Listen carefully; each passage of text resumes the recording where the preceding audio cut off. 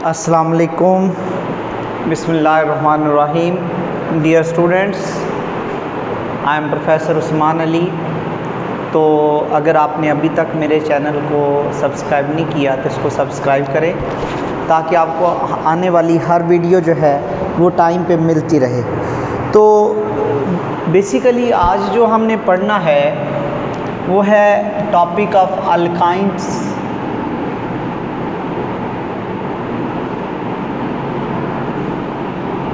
Alkyne का सबसे पहले हम पढ़ेंगे इंट्रोडक्शन ऑफ अल्काइन। तो बेसिकली अल्काइंस जो है ये क्लास है किन की? अनसैचुरेटेड हाइड्रोकार्बन्स की। ये अनसैचुरेटेड हाइड्रोकार्बन है और they contain 2 hydrogen less than that of alkyne. और इनका जनरल फार्मूला जो है वो CnH2n-2 होता है। अल्काइन का जो हाइब्रिडाइजेशन होती है वो sp हाइब्रिडाइजेशन होती है। इनकी लीनियर ज्योमेट्री होती है और 180 इनके अंदर बॉन्ड एंगल होता है। Linear geometry 180 bond angle, hybridization sp। और इनका जो सबसे सिंपलेस्ट मेंबर होता है वो इथाइन है या इसका दूसरा नाम एसीटाइलिन भी होता है। इथाइन या acetylene CH triple bond CH। तो इनमें कार्बन कार्बन ट्रिपल बॉन्ड होता है। They are the class of unsaturated hydrocarbons. अब हम पढ़ते हैं बेटा इनकी production. How alkynes are produced. इनकी प्रोडक्शन जो होती है उसमें डिफरेंट मेथड है। पहला हम पढ़ेंगे डिहाइड्रो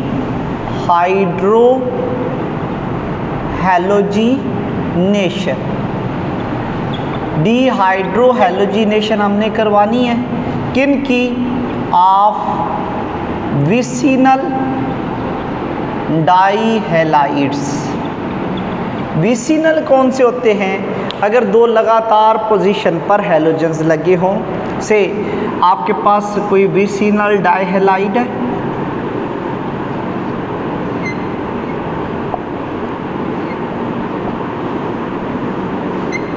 से X की Cl की जगह हम X रख लेते हैं। इसके पास हम KOH अल्कोहलिक लेकर आते हैं। तो इसमें भी एक से H एक से X, पहले सिंगल बॉन्ड डबल होगा, फिर दूसरे से X और पहले से H निकलेगा। ये और ये निकलेंगे और ये निकलेंगे। तो बेटा जब एक निकलेगा बॉन्ड डबल होगा और जब 2 निकल जाएंगे बॉन्ड क्या हो जाएगा? ट्रिपल प्लस 2HX डिहाइड्रोहैलोजिनेशन हो जाएगी। डिहाइड्रोहैलोजिनेशन। तो बेटा बेसिकली ये जो डिहाइड्रोहैलोजिनेशन हुई है it will take place in 2 steps. ये 2 स्टेप्स में होती है। स्टेप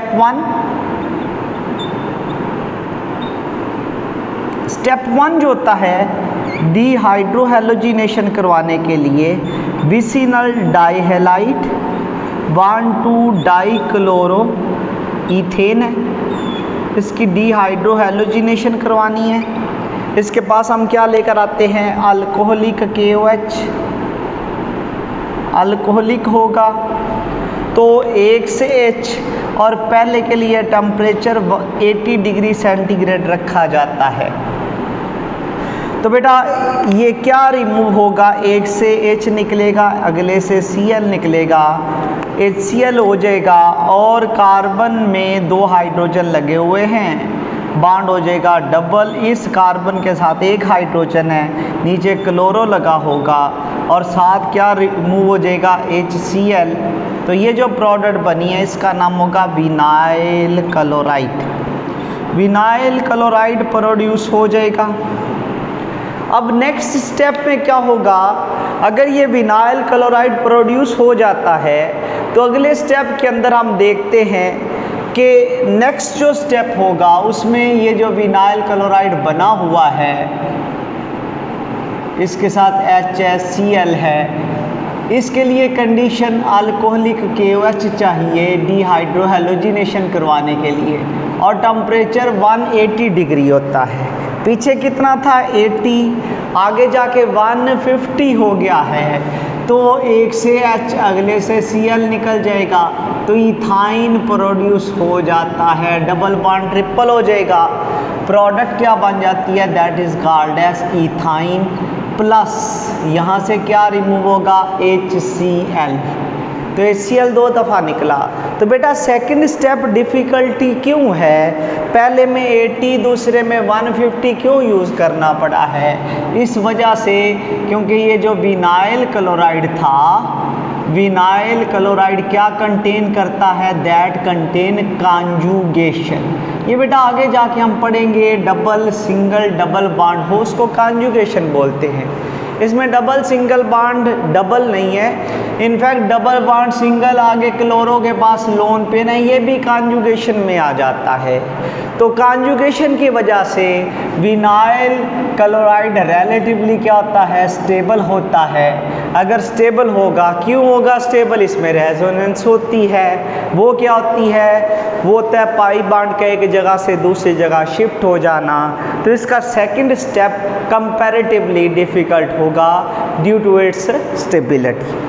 अब दूसरा जो मेथड है वो है आपके पास, उस मेथड को हम नाम देते हैं, सेकंड मेथड है डीहैलोजिनेशन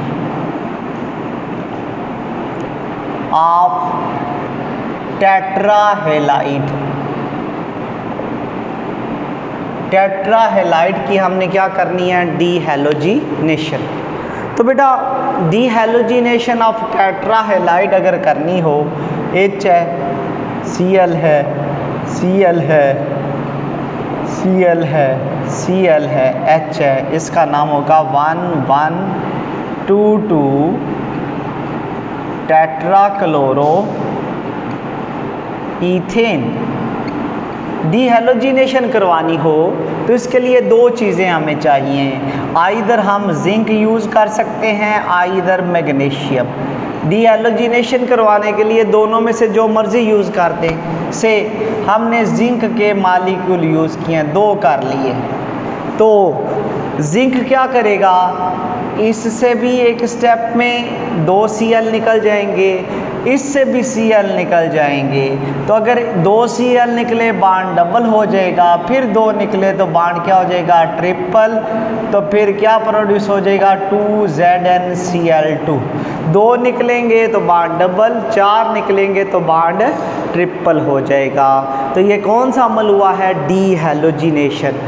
तो डीहैलोजिनेशन क्या होता है, रिमूवल ऑफ हैलोजन्स, तो that is called as dehalogenation. Next जो मेथड है वो है आपके पास इंडस्ट्रियल प्रिपरेशन। कोब्स मेथड हम एंड पे पढ़ लेंगे, इंडस्ट्रियल प्रिपरेशन हम पहले पढ़ लेते हैं। तो बेटा इंडस्ट्रियल प्रिपरेशन अगर करनी हो, सबसे पहले विल्सन ने ये प्रोसेस डिस्कवर किया था, तो ये किस तरह से बनी और इसका प्रॉपर जो रिएक्शन दिया था वो 1862 के अंदर फ्रेडरिक वुलर ने दिया था। और उसने क्या रिएक्शन दिया था, उसने ये दिया था कि अगर आपके पास कैल्शियम कार्बाइड हो,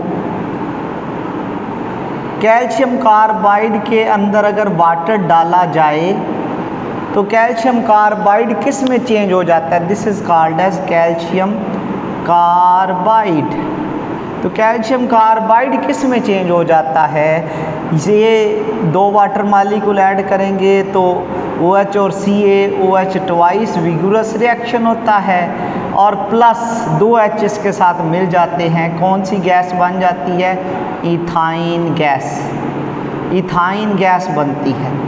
अब ये तो फ्रेडरिक वुलर ने दे दिया था, लेकिन कैल्शियम कार्बाइड कैसे ऑब्टेन होता है वो काम किया किसने, that work was done by Wilson तो कैल्शियम कार्बाइड बनाना हो उसके लिए लाइम से वो क्या कर रहा था, विल्सन कैल्शियम हासिल करना चाह रहा था। तो लाइम को वो हीट कर रहा था कोक के साथ। तो लाइम को जब कोक के साथ हीट किया जाता है, रेड हॉट हो जाता है और क्या बना देता है, it will produce calcium carbide. Calcium carbide बनता है और साथ कार्बन मोनोऑक्साइड कितने टेम्परेचर पर, 2000 डिग्री सेंटीग्रेड पर। लेकिन बेटे जब कैल्शियम कार्बाइड बन जाता है तो उसमें उसको वाटर में फेंक दिया जाए तो वो किस में कन्वर्ट हो जाता है, इथाइन में। ये इंडस्ट्रियल मेथड है। तो ये बेटा इथाइन बनाई जाती है, अक्सर वेल्डिंग वाले बनाते हैं, उनके पास कैल्शियम कार्बाइड होता है, वो उसको पानी में डालते हैं और वहाँ से इथाइन बनाते हैं। इथाइन से फ्लेम बनाते हैं, ऑक्सी एसिटाइलिन फ्लेम। अब डियर स्टूडेंट्स, अगला जो हम मेथड पढ़ेंगे वो है हमारे पास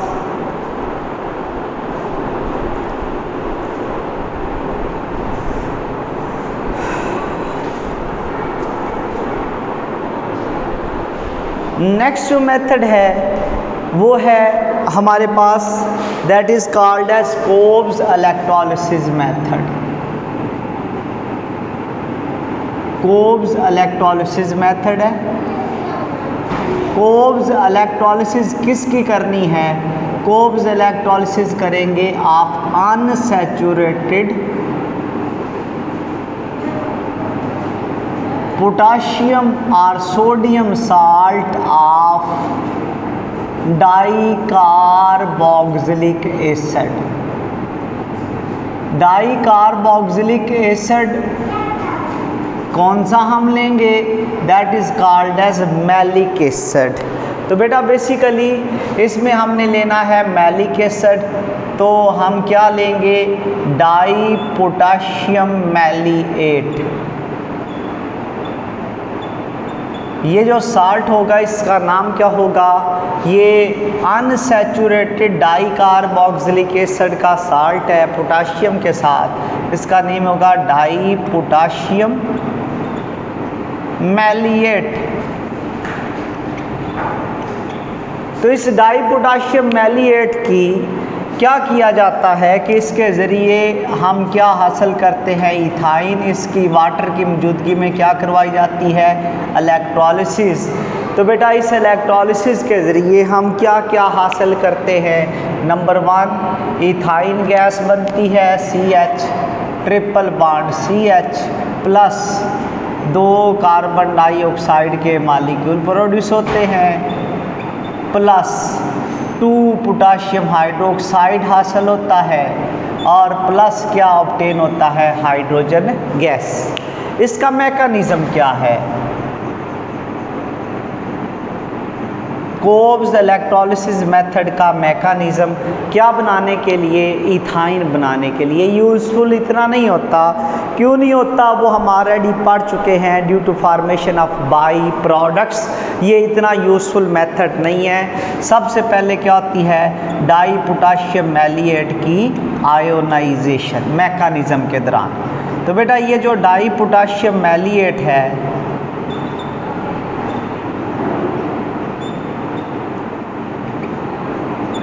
इसकी क्या करवाई जाती है, वाटर की मौजूदगी में वाटर में डाला जाएगा तो ये आयोनाइज हो जाएगा। जब बेटा ये आयोनाइज होगा, एक ये बनाएगा केटाइन और दूसरा क्या बना देगा, एनाइन।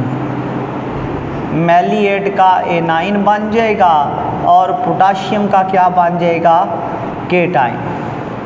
तो ये आइंस अपने अपने इलेक्ट्रोड्स पर जाएंगे। एट एनोड, एनोड पे कौन सा जाएगा, that is called as enyne. तो बेटा ये जो एनाइन एनोड पे जाएगा